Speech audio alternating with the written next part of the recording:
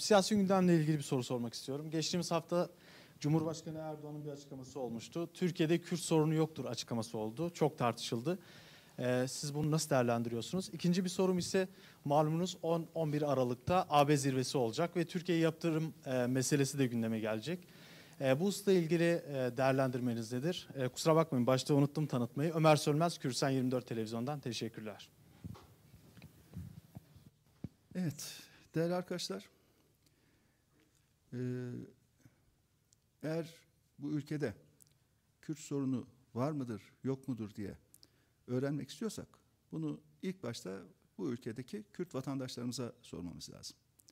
Yani hükümetin tek taraflı değerlendirmesi bu sorunun varlığını ortadan kaldırmıyor.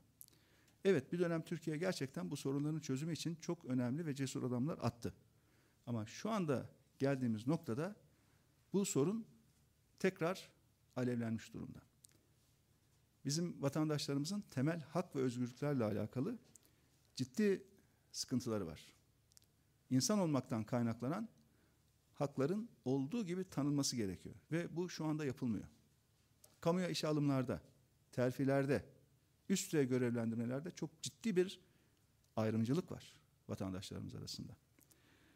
Dolayısıyla bunu mutlaka dediğim gibi Kürt vatandaşlarımıza ve bu konuyu iyi inceleyen, iyi çalışan sivil toplum kuruluşlarına bir sorsunlar.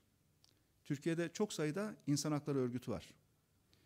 Türkiye'nin Avrupa İnsan Hakları Mahkemesi başta olmak üzere pek çok uluslararası kurumlarda bir insan hakları sicili var. Düşünebiliyor musunuz ki Avrupa İnsan Hakları Mahkemesi kurulduğundan bugüne kadar Türkiye ile ilgili toplam 256 tane ihlal kararı vermiş. 256. Bizim hemen arkamızdaki ülke Rusya, Rusya ile ilgili verilen karar sayısı da böyle 65-70 civarında. Tam şimdi sayıyı hatırlamıyorum. Mertebe o.